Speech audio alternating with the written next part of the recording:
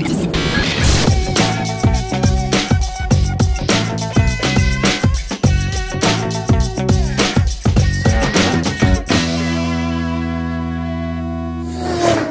today I'm going to be doing an unboxing video for the Apple wireless keyboard.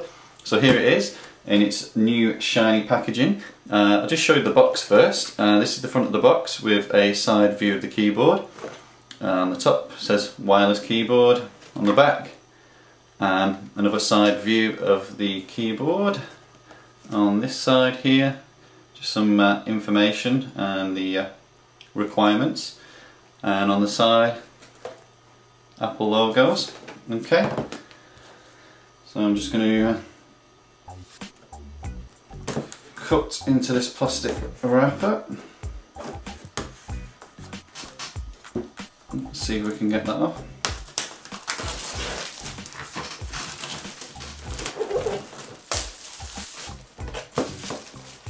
Okay, and let's open the box. Just flips open like so, and there we go. Oh, spin that round. One wireless keyboard. Okay, so let's have a look what's in the box. So we've got a wireless keyboard, very small, very thin, very nice, aluminium finish, and white keys, soft touch. What else have we got in here? We have Apple wireless keyboard instruction manual, warranty details, Bluetooth certification. So there are all the documents that are in the box, and a little white pouch. Let's see what's inside here. Oh, just some batteries, 3 AA batteries. Okay, so that's everything that's in the box.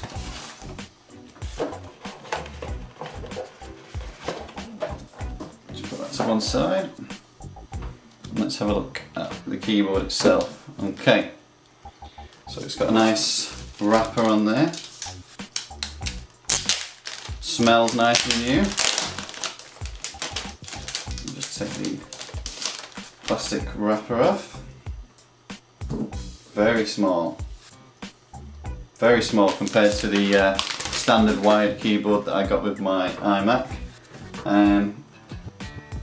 So that's what the keyboard looks like.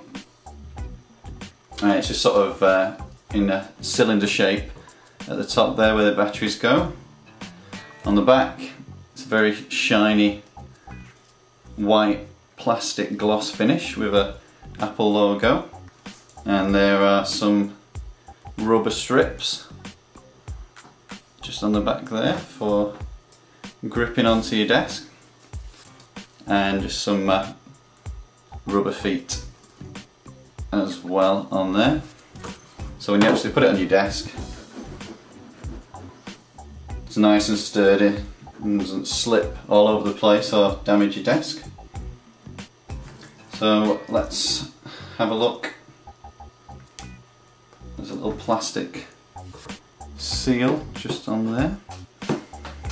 So basically I just used a penny for this and just turned it anti-clockwise, and then let's see if it just drops out. Okay, so that's the hole for your batteries, and that's the little stainless steel cap that goes over the top. So let's get our batteries going. Takes 3 AA batteries, and there isn't really any instruction as to exactly which way these go in. So, oh no, there we go, there is.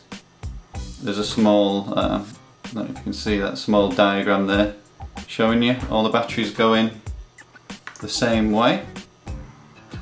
So they just drop in like so. Put a stainless steel cap back on.